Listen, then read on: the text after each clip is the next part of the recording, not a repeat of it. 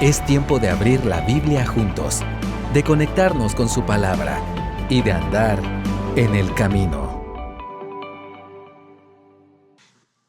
Isaías 25. Y bueno, Javier nos introducía a un tema bastante interesante, que es el de la esperanza, y utilizaba el color verde para hablar acerca de la esperanza. Y me venía a la mente justo una realidad, que es que muchas personas hoy domingo disfrutan su último día de descanso después de un fin de semana largo. Y muchos se levantaron por la mañana diciendo: hoy es el último día de descanso, mañana la rutina. ¿Sí o no? No solamente como cristianos, también personas que no son cristianas.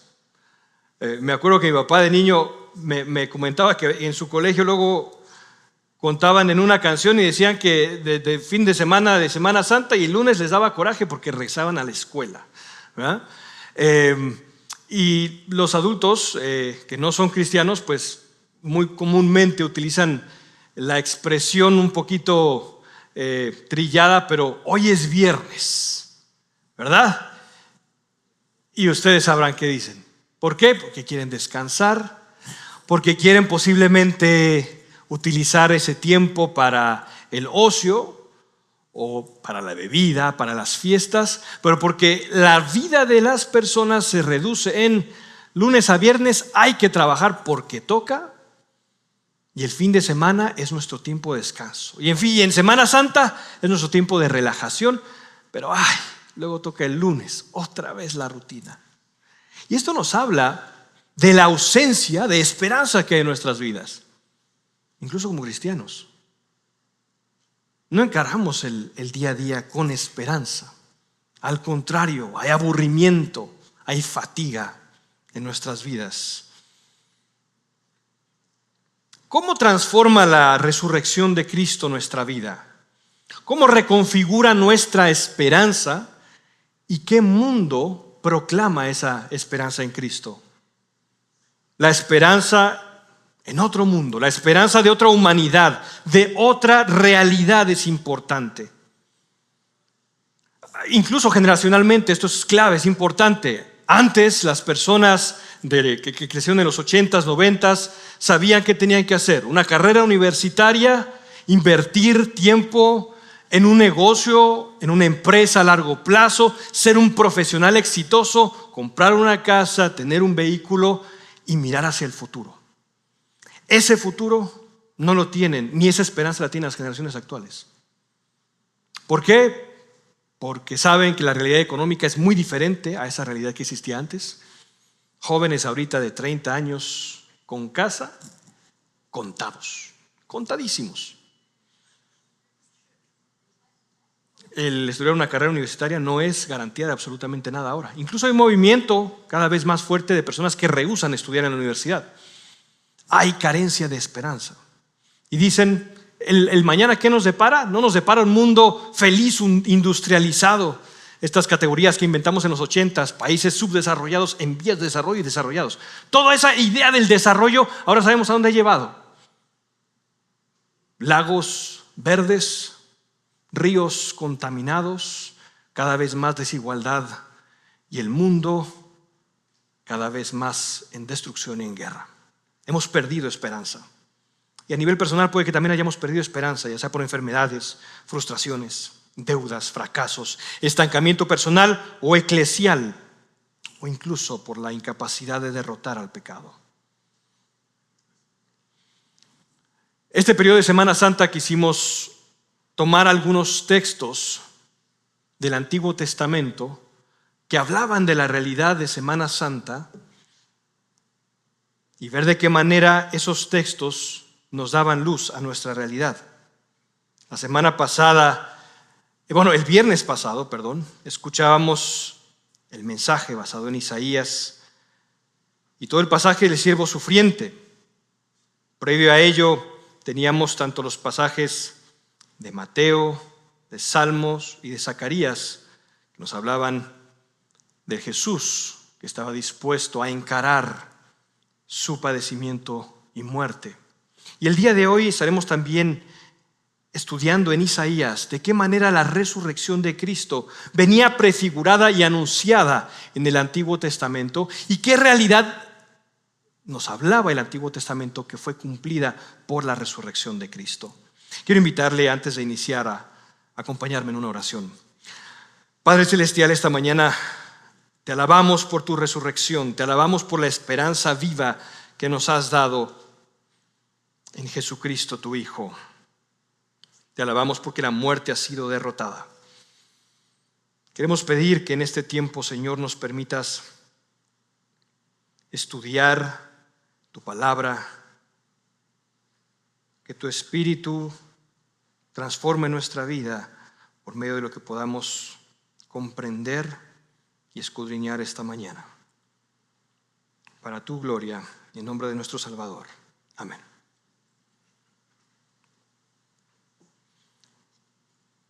En Isaías, y estos pasajes en Isaías que vamos a leer, especialmente comenzando en el capítulo 25, había una realidad cultural que se estaba experimentando. El imperio asirio, un imperio al norte, era un imperio muy poderoso, muy sanguinario, muy sanguinario. Y Judá enfrentaba la amenaza de este imperio asirio. Los reinos del norte, que cae por medio de la mano de los asirios, y del sur estaba en una crisis política y espiritual. Isaías profetizaba el juicio contra las naciones y esperanza para un remanente fiel. Es decir, cuando leamos esto, pensemos que es un pueblo que recibe este mensaje, pero es un pueblo cada vez más en crisis, cada vez más en decrecimiento, en encogimiento, en pérdida política, en más caos religioso y cada vez a la vuelta de la esquina la conquista del imperio asirio. Si la fecha es temprana, hay personas incluso y comentaristas que ven en este pasaje la posibilidad de que haya ocurrido mientras Sennacherib, el rey de Asiria, invadía y sitiaba Judá, Jerusalén. Hay apremio, incertidumbre. Un reino que se ha derrumbado y solo queda de él su capital. Pensaban en la época de Salomón, cuando el reino llegaba al norte, se extendía muchísimo, pasaba el Jordán, era un reino floreciente y ahora quedaban escombros. Nosotros a nivel colectivo también vemos la pérdida de la fe en la religión institucional y el abandono de la ética y la cosmovisión cristiana. A nivel eclesial vemos la necesidad de una reconfiguración de la esperanza, porque en ocasiones como iglesia y como personas que creen en Dios no logramos comunicar nuestra esperanza a estas nuevas generaciones. A nivel ecológico vemos un mundo que estamos destruyendo y a nivel personal nos vemos asediados por el pecado, por el sufrimiento, por la falta de esperanza, por la mundanalidad, por nuestros pecados ocultos y nuestros pecados sociales. Y en todo este escenario, ¿qué nos habla Isaías? Vamos a leer el versículo, vamos a leer todo el segmento de hoy, que es del versículo 1 en adelante, del capítulo 25. Dice: oh Señor, tú eres mi Dios. Te ensalzaré, daré alabanzas a tu nombre, porque has hecho maravillas, designios concebidos desde tiempos antiguos con toda fidelidad. Porque has convertido la ciudad en un montón de escombros, la ciudad fortificada en una ruina. El palacio de extranjeros ya no es ciudad, nunca será reedificado. Por eso te glorificará un pueblo fuerte. Ciudades de crueles naciones te reverenciarán, porque tú has sido baluarte para el desvalido, baluarte para el necesitado en su angustia, refugio contra la tormenta, sombra contra el calor. Pues el aliento de los crueles es como turbión contra el muro, como calor durante la sequía. Tú aquietas el estruendo de los extranjeros, como el calor a la sombra de una nube es acallado el cántico de los tiranos. El Señor de los ejércitos preparará en este monte para todos los pueblos un banquete de manjares suculentos, un banquete de vino añejo, pedazos escogidos con tuétano y vino añejado refinado, y destruirá en este monte la cobertura que cubre todos los pueblos, el velo que está extendido sobre todas las naciones. Él destruirá la muerte para siempre. El Señor Dios enjugará las lágrimas de todos los rostros y quitará el oprobio de su pueblo de sobre toda la tierra, porque el Señor ha hablado. En aquel día se dirá: este es nuestro Dios, a quien hemos esperado para que nos salvara. Este es el Señor a quien hemos esperado. Regocijémonos y alegrémonos en su salvación. La persona, el escritor, en este caso Isaías, comienza con una gran realidad. Dios ha hecho grandes maravillas. Ahora, esta es una realidad que él cuenta como si ya hubiera ocurrido, pero no había ocurrido todavía. Es decir, en otras palabras, él está diciendo que Dios promete que hará grandes maravillas. Ahora, ¿de qué maravillas habla? Este capítulo está muy enlazado con el capítulo anterior. En el versículo 19 del capítulo 24, de todo ese capítulo 24 habla del juicio cósmico sobre la tierra. Dios llegaba y finalmente hacía justicia, y después de ello relata los eventos que tenemos en el capítulo 25. Me gustaría solo contar o comentar el 19, el versículo 21, 22 y 23. Dice el 19: imaginemos este juicio cósmico sobre la tierra. Se hace pedazos la tierra, en gran manera se agrieta, con violencia tiembla la tierra. Versículo 21: y sucederá en aquel día que el Señor castigará al ejército celestial en las alturas y a los reyes de la tierra en la tierra. Es un juicio para las huestes celestiales y las huestes de la tierra. Y serán agrupados en montón como prisioneros en un calabozo, serán encerrados en la cárcel y después de muchos días serán castigados. ¿Y qué dice después? No solamente las huestes celestiales y terrestres, el cosmos entero. Miremos el versículo 23. Entonces la luna se abochornará, y el sol se avergonzará. Imaginemos ese lenguaje metafórico. La luna y el sol, porque el Señor de los ejércitos reinará en el monte Sión y en Jerusalén, y delante de sus ancianos estará su gloria. Habla de esta realidad en donde el Señor hace justicia en toda la tierra. Y en ese momento final es que empieza este cántico del versículo 25. Dios ha hecho grandes maravillas. Y hay cosas que en este pasaje llaman la atención. La Nueva Biblia de las Américas traduce: Dios ha hecho maravillas. Designios concebidos desde tiempos antiguos con toda fidelidad. Toda fidelidad. La Reina Valera traduce con verdad y firmeza. La palabra amén aparece ahí, que observa el pacto. Dios es fiel a sus promesas. Hay una doble repetición, un énfasis fuerte. Toda verdad y firmeza. Eso nos recuerda a Jesús, el que es el fiel y verdadero. Y también hay otra cosa que nos llama la atención: ha hecho maravillas. Nosotros hoy reconocemos y recordamos la maravilla de la resurrección. Esta maravilla, en hebreo pelé, es la misma que aparece cuando habla del admirable consejero, Dios fuerte, Padre eterno y príncipe de paz. Dios ha hecho grandes maravillas. Y estos son designios que Él había planeado desde todos los tiempos. ¿De qué maravillas habla Dios? Bueno, podemos ver en el versículo 2 en adelante. Y para notar esto, podemos prestar atención a palabras como porque, palabras como por eso. Son palabras que denotan algo puntual e importante. Él habla de una ciudad en el versículo 2. Ha convertido la ciudad en un montón de escombros. Esta ciudad es una metáfora a aquella ciudad, podríamos pensar Babilonia, o podríamos pensar en Nínive, era en tiempo de Asiria. La ciudad donde hay mayor poder. ¿Qué ciudad se les vendría a la mente ahora como la ciudad más poderosa? Beijing, Nueva York, Washington. Esa ciudad poderosa en donde se acumula todo poder. ¿Y qué ocurre con esa ciudad? Esa ciudad delante del Señor son escombros. La nación que oprimió ahora ha experimentado el juicio de Dios. La ciudad fortificada. Una ciudad fortificada era imposible de sitiar. Recordemos en el caso de Sennacherib y de muchos otros casos en el Antiguo Testamento, esperaban mejor a que se murieran de hambre porque una ciudad fortificada era muy difícil de conquistar. ¿Qué es una ciudad fortificada ante Dios? Nada.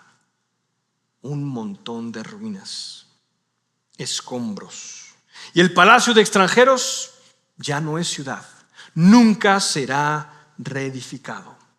Aquí hay una fuerte impronta y un fuerte mensaje sobre lo que tú y yo consideramos como poderoso versus lo que el Señor es, el verdadero poder. Sobre lo que tú y yo consideramos posible o imposible de que ocurra y lo que Dios considera como realidad.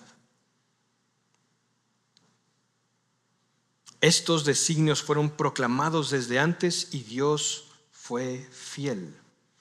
Aunque Judá estuviese siendo atacada por Asiria, la nación podría permanecer asegurada de que lo que Dios ha dicho del futuro pasará exactamente tal y como Él predijo. Hoy tú y yo podemos tener la misma confianza. Nada está fuera del plan o poder de Dios. Ningún poder malo o circunstancias externas interferirán en el cumplimiento del plan de Dios y de su voluntad para su pueblo. Todo lo que te ocurre a ti, toda dificultad que podemos experimentar como nación, ante Él es nada. Toda dificultad que podemos experimentar como personas, ante Él es nada. Este pasaje nos habla de esa reconfiguración que debía existir en la mente del pueblo de Dios. Y dice versículo 3: por eso te glorificará un pueblo fuerte. Ciudades de crueles naciones habían otras naciones circundantes, otros pueblos grandes, otras ciudades poderosas. Y cuando ellos observaban lo que había pasado con la gran ciudad y decían, esta gran ciudad, pensemos en Babel, con aquella torre que decía nosotros llegaremos ante Dios, y Dios destruía esa torre. ¿Qué decían ellos? Si esta gran ciudad ha caído, entonces nosotros entendemos que el verdadero Dios es Jehová. Ciudades de crueles naciones te reverenciarán. Se convertirán en temedores de Yahweh. ¿Por qué? ¿Qué ha hecho el Señor para ello? Veamos el siguiente por qué en el versículo 4. Y del versículo 4 al versículo 5 lleva una misma idea de la manera en que el Señor había hecho estos hechos portentosos. Primero, Dios será baluarte, fortaleza. Recordemos que aquí viene destruyendo una fortaleza, pero el Señor se vuelve una fortaleza para alguien más. ¿Para quién? Tú has sido baluarte para el desvalido. ¿Qué dijo Jesús sobre los pobres en espíritu? Ellos verán el reino de los cielos. Cuando ya no hay esperanza y cuando solo podemos confiar en Dios, cuando no queda nada y cuando solo podemos lanzarnos en los brazos de fe al Señor, ahí experimentamos al verdadero baluarte. Mientras no, confiamos en nuestra riqueza, nuestras conexiones, en nuestras capacidades. Porque tú has sido baluarte para el desvalido, baluarte para el necesitado en su angustia, refugio contra la tormenta y sombra contra el calor. Pues el aliento de los crueles es como una tempestad, un turbión contra el muro, un muro que no se derriba. Tanto la tormenta como el calor serían incapaces por sí solos de acabar con la vida de alguien. Estas tormentas podrían destruir a cualquier persona, pero con el baluarte del Señor no serían destruidos. En contraste, Dios se ve como quien acaba con el poderoso, con el arrogante, junto con la sombra de una nube que acaba con el calor. Dice Dios, ha sido. Cuando nosotros predicamos sobre la resurrección, esta es una realidad que desde ya nosotros experimentamos. Toda la palabra de Dios nos deja muy en claro que como cristianos no estamos exentos del sufrimiento, del dolor, de la pérdida y de la enfermedad. Pero desde Isaías, cuando se nos habla de que Él estará con nosotros cuando pasemos por las aguas, hay una verdad constante en las Escrituras. Él es nuestro refugio, Él es nuestro baluarte.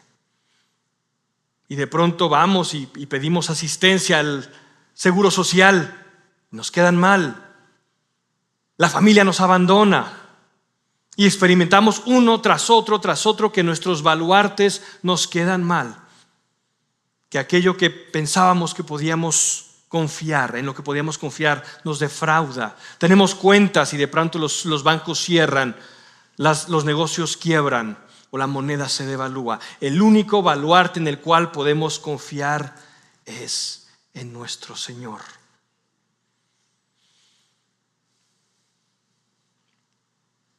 No solamente habla de que Dios será baluarte para el necesitado y oprimido, también habla una realidad importante: los tiranos serán vencidos.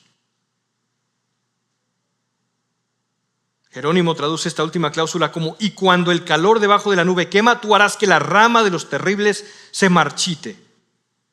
Ellos serán arrasados por la ruina, no por carencia de medios naturales para prosperar, sino por la acción directa de Dios.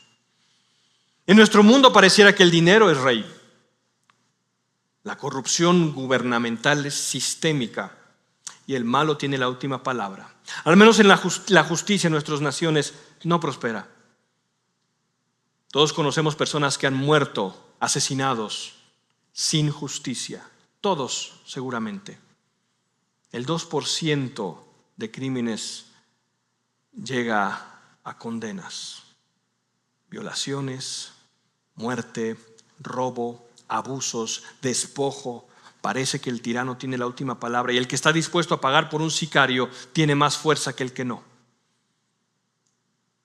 Y aquellos que confiamos en el Señor decimos no. El Señor destruirá al tirano. Se anuncia que todo palacio, toda gran ciudad que se opone contra Dios, llámese Silicon Valley, llámese Kremlin, llámese Casa Blanca, llámese Palacio Nacional, Naciones Unidas, cualquier gran poder que se oponga a los designios de Dios será destruida. Y en ti y en mí eso debe de generar un cambio de mentalidad. Para ti, ¿quién es el poderoso? Si el poderoso para ti no es Yahweh Tsabaot, el Señor de los ejércitos, versículo 6, si para ti ese no es el poderoso, estás velado, estás nublado. Si tu confianza está en el poder político, si tu confianza es que cambie el gobierno para que tengamos a una mejor persona y él haga las cosas completamente diferente, un caudillo, podremos esperar un mejor gobierno, pero nunca nuestra esperanza estará en ellos. Nuestra esperanza está en Yahweh Tsabaot, Jehová de los ejércitos, quien tuvo poder para resucitar a Jesús de los muertos. La segunda visión que tenemos en este capítulo Es la visión que comienza del versículo 6 en adelante. Primeramente, Isaías comenta la realidad de que Dios ha hecho grandes maravillas en esta visión. Ha hecho justicia, destruido a los poderosos y a los altivos. Es un baluarte para el necesitado y oprimido y un vencedor contra el tirano. En la segunda visión se nos habla de un banquete suntuoso. Este es un banquete lujoso, suntuoso.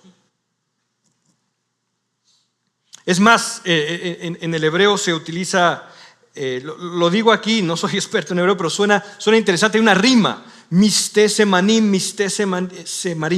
banquete de tuétano, banquete de vino añejo. Hay una rima que quiere mostrar plenitud, que suene bien al oído, pero que también muestre esa plenitud. Hay un banquete que se presenta desde el versículo 6. Es comida buena, vino excelente. La comida era una manera de expresar amistad, armonía y reconciliación. Todos los reinos de la antigüedad mostraban su poder mediante los banquetes. Belsasar lo hace en Daniel 5:1 al 10. Asuero lo hace en Esther 1:1 al 8. Mostraban su poder con banquetes. Nosotros lo hacemos en las bodas. Quien tiene muchísimo dinero para invitar a 200 invitados en el mejor lugar quiere mostrar bonanza económica. Asurbanipal, rey de Asiria, aseguraba haber hecho un banquete para más de 69,000 hombres y mujeres. Eso es lo que decía él, incluyendo 5,000 dignatarios. ¡Qué cantidad de comida! Mostraba su poder. Eso palidecía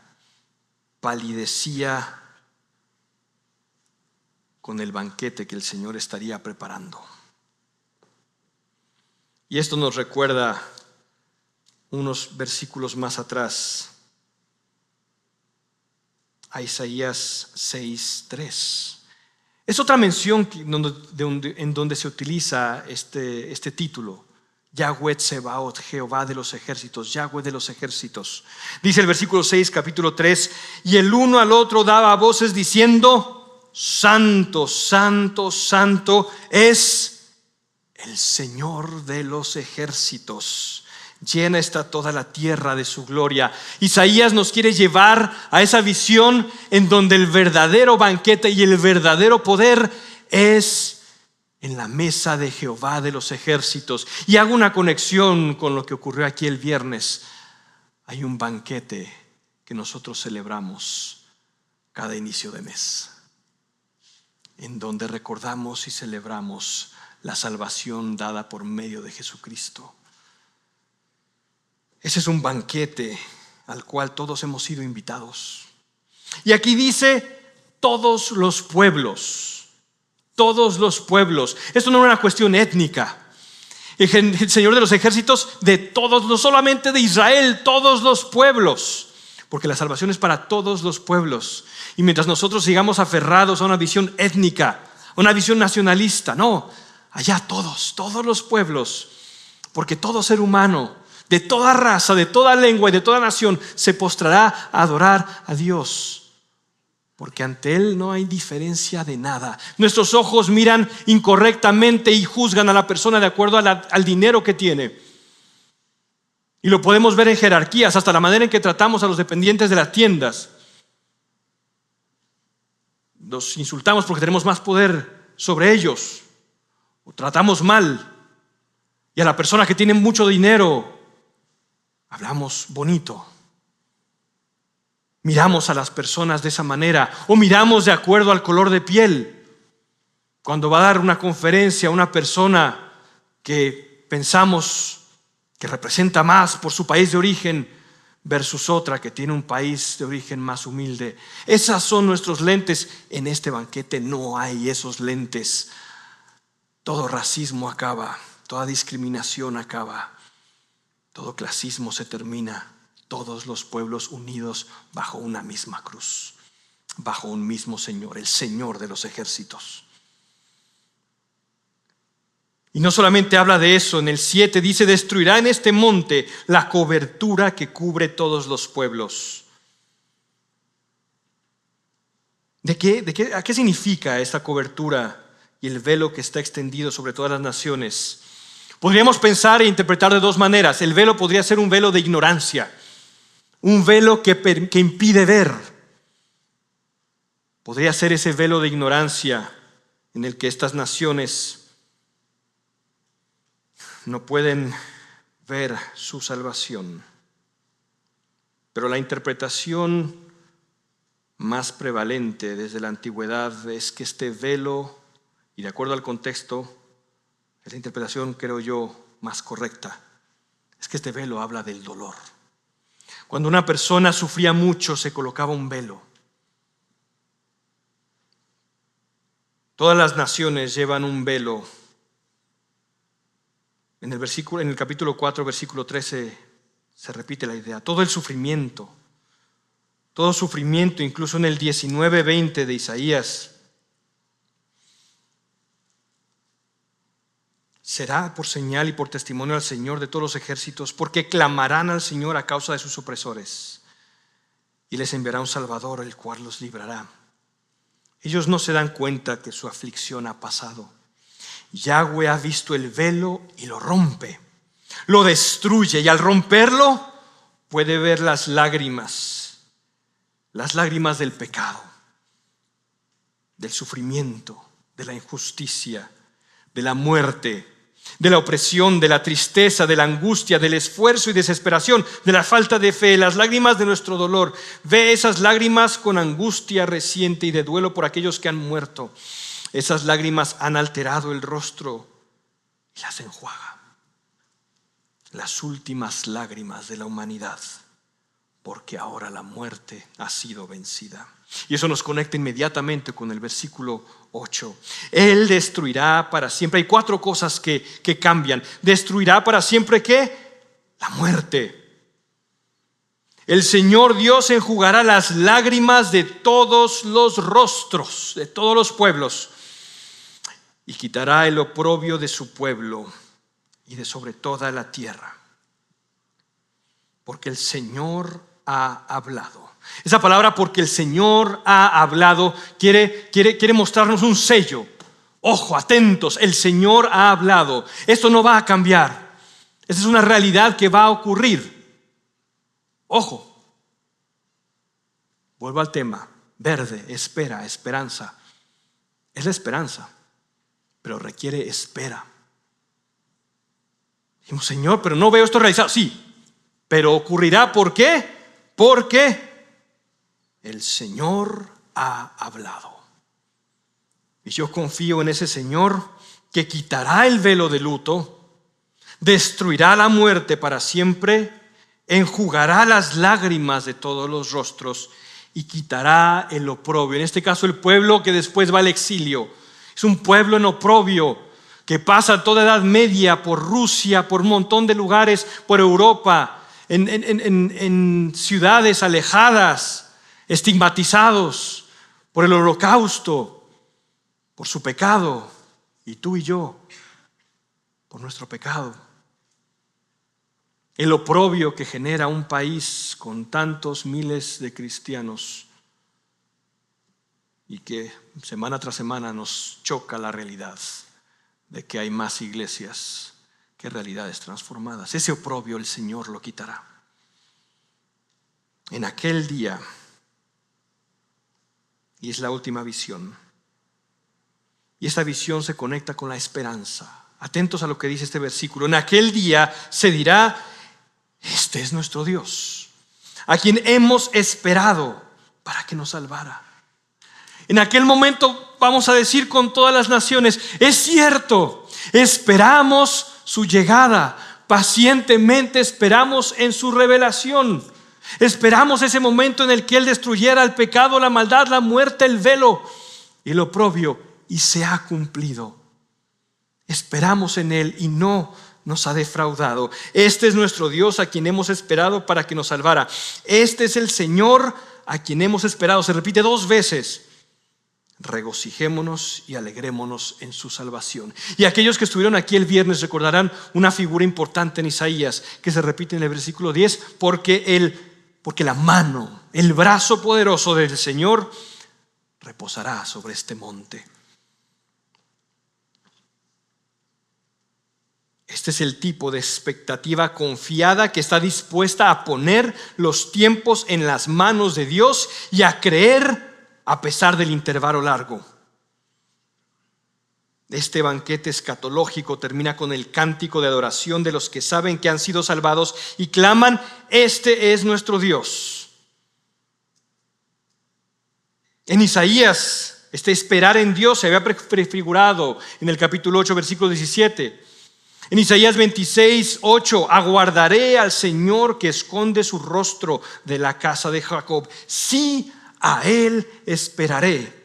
La esperanza en tu vida y en mi vida se manifiesta así. Es una espera activa. Es una espera que nos transforma. Es una espera que reconfigura todo nuestro ser. ¿Cómo vemos a un niño cuando le decimos: mañana podrás abrir tus regalos de Navidad? Se acerca uno y dice: pero mira, ¿y sí? ¿Será que me compraron tal regalo? Oye, ¿y será que esto y aquello? Y cada 5 minutos está. Esa esperanza lo ha transformado. La esperanza cristiana te ha transformado.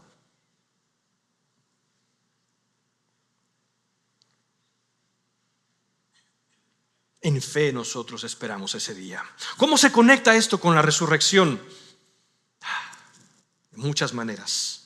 Las maravillas del que nos habla en la primera parte de este capítulo: Dios hizo grandes maravillas mediante Jesús. Derrotó la muerte. La muerte aparecía como un baluarte, como una fortaleza inexpugnable. Decían los filósofos: nadie ha llegado al otro lado y nadie ha sobrevivido. Alguien regresó. Alguien venció a la muerte, y es a quien celebramos hoy. Ese baluarte fuerte, esa fortaleza que para nosotros es final. Cuando te toca, te toca. Y cuando no, ni aunque te quites. Dichos populares. Para nosotros la muerte es final.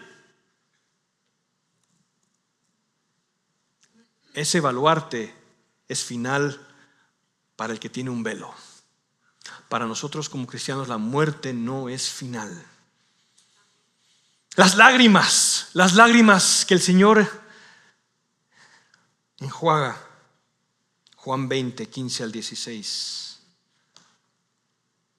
Parecía que la muerte tenía un poder final.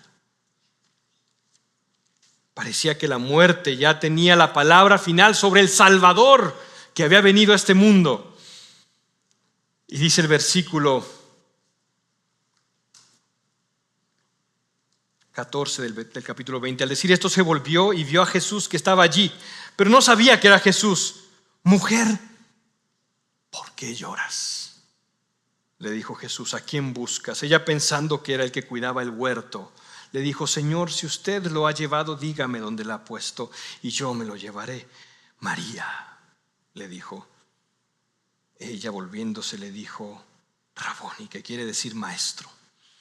En ese momento todas nuestras lágrimas fueron reconfiguradas.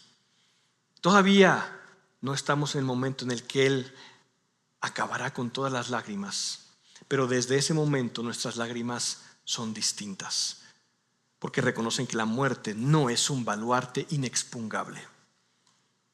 Es una fortaleza de la cual solo quedan moronas, escombros. Ha roto el velo de luto. No solamente el velo del templo que había sido rasgado, el velo de luto. Ya tenemos esa esperanza. Todavía no está completa, pero ya ha comenzado esa obra que nos proyecta hacia el futuro. También vemos cómo Él nos ha invitado a su mesa. Nos ha hecho a todos partícipes de ese nuevo y suntuoso banquete en el que participamos cada vez que recordamos su salvación. Todos sin raza, sin pasado, sin culpa, sin futuro. La verdadera reconciliación universal. Porque yo participo de esa cena y tú también. Y es el mismo cuerpo de Cristo que fue entregado para salvación nuestra, lo cual significa que cuando recordamos su sacrificio, no hay diferencia. No hay diferencia en nuestra iglesia. Todos ante la cruz, reconciliados por medio de Jesús. Cuarto punto, destruyó la muerte al resucitar. Y por eso nosotros decimos, al igual que Isaías, regocijémonos y alegrémonos en su salvación. Por eso lo que cantábamos, porque Él vive, seguro estoy, porque yo sé que el futuro es suyo y que la vida vale. La vida tiene un nuevo significado, un nuevo sentido. Es decir, el lunes para nosotros no es lunes. Es una visión totalmente distinta, porque cada persona en su trabajo tiene una misión. Cada persona en su lugar de servicio al Señor tiene una misión. Cada persona en su colegio, en la universidad, tiene una misión. Y si el lunes para ti es fastidio, es porque no hemos entendido cómo la resurrección de Jesús reconfigura toda nuestra esperanza y todo nuestro ser. Quiero terminar. La vida vale porque Él vive hoy. Quiero terminar con 5 aplicaciones. Son 5 palabras: consuelo, esperanza, propósito, valor y conversión. Consuelo, ¿por qué? Porque al igual que como lo vimos en Isaías y lo vemos en la resurrección de Jesús, en dolor sabemos que Él es nuestro refugio. Él es un verdadero baluarte. Él no es una torre que va a ser destruida. Él no será un imperio que va a caer. ¿Quién se acuerda de los hititas? Si pregunto en la calle. De los babilonios. Del imperio sasánida. Tantos imperios que han pasado. Y todos pensaron que el de su momento era el más poderoso. Nosotros igual. No, el verdadero baluarte es Jehová de los ejércitos, Yahweh Tsabaot. Consuelo en dolor, consuelo en tu lucha con el pecado. Él ha vencido y vencerá. Consuelo, esperanza. Es una esperanza que está conectado con la espera de una meta, de un día en que todo cambiará. Y mientras ese día se manifieste en su plenitud, nosotros hemos sido transformados y reconfigurados por esta esperanza. Si en aquel día no habrá pueblos, clases, ricos y pobres, desde hoy lo vivimos. Si en aquel día el éxito no lo definirá cuánto yo acumulé, sino cuánto yo doblé rodillas. Si en aquel día valdrá mucho más haber ayunado un día que haber comido un suntuoso banquete, hoy eso tiene que cambiar también. Propósito. Consuelo, esperanza, propósito. Los jóvenes tenemos una realidad y muchos jóvenes comentan esta realidad. No hay futuro. Es un futuro destructivo, caótico. Vamos a destruir la tierra. Vamos a tener una tercera guerra mundial.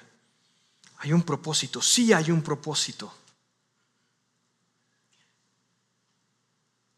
Hay un propósito que inició desde la resurrección de nuestro Señor. Y cuando Él se fue y nos dejó el Espíritu Santo, nos dejó claras instrucciones.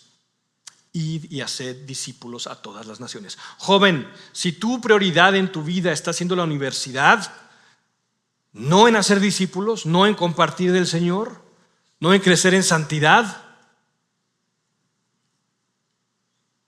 no estás actuando como un discípulo de Jesús. No has sido reconfigurado por esta esperanza. ¿En qué se enfoca tu tiempo, tus sueños, tus finanzas y tu vida?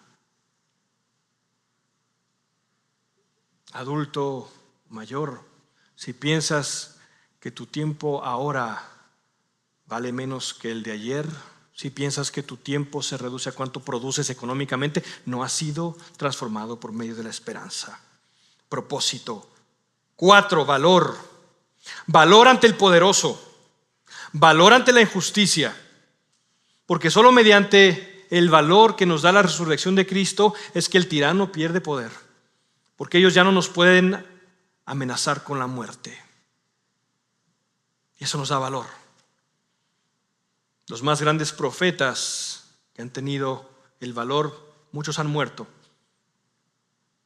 Profetas también del siglo XXI, que han proclamado la verdad de quién verdaderamente reina en esta tierra. Ese valor solamente les puede dar la esperanza en la resurrección. Valor ante la enfermedad, valor ante el dolor, valor ante el sufrimiento. La esperanza nos da, la resurrección nos da valor. Y finalmente, una invitación a la conversión. Esta resurrección y esta esperanza nos transforma. Si tu vida no muestra un lunes diferente al que viven las personas que no conocen del Señor, Dios te invita a la conversión.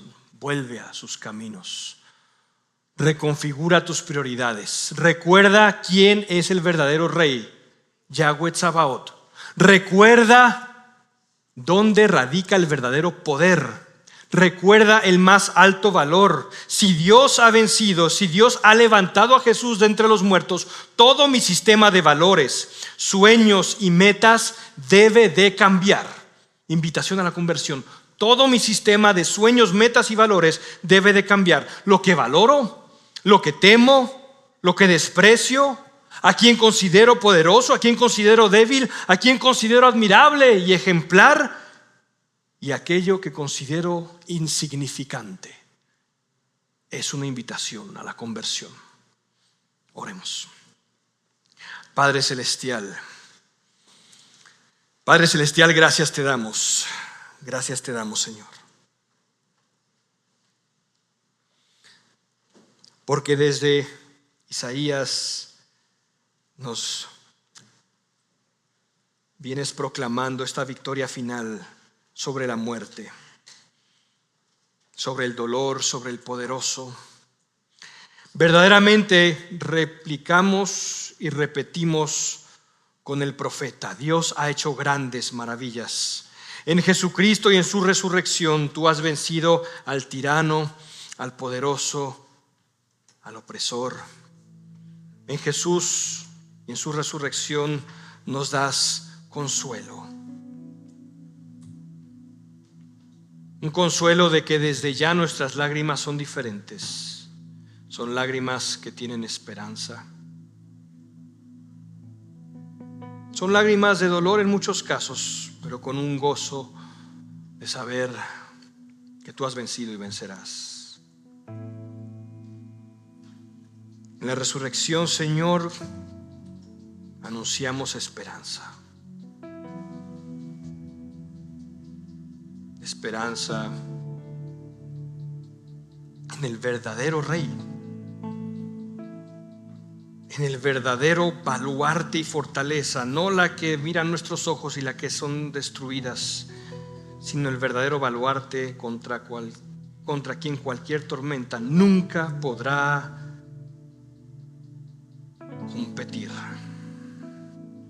Gracias porque en la resurrección nos das propósito.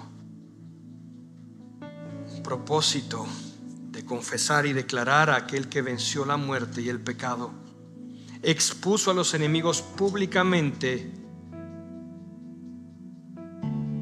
y mostró que no tenían poder alguno. Porque en la resurrección nos das valor, Señor, valor para encarar. Porque ese valor sabe que el futuro es tuyo y que la vida vale porque tú vives hoy. Cámbianos, Señor. Aquellos que no te siguen, toca corazones para que se vuelvan discípulos de Jesucristo, la verdadera esperanza. Y aquellos de nosotros, Señor, que por el pecado por aceptar la mundanalidad, por aceptar los marcos de referencia que nos ofrece el mundo, nos hemos desviado. Vuelve nuestro corazón a ti. Gracias, Señor. Gracias porque a pesar de que nosotros te fallamos, tú eres fiel. Porque tu amor es para siempre, Señor. Tu amor es para siempre. A pesar de nuestro pecado, nos amas. Te alabamos, Señor, porque en Cristo nos mostraste quién tiene verdadero poder. Tu amor, Señor, es para siempre. Amén. Amén. Gracias por acompañarnos hoy. Esperamos que vuelvas y sigas conectado con la palabra. También te invitamos a que nos sigas en nuestras redes sociales. Hasta pronto.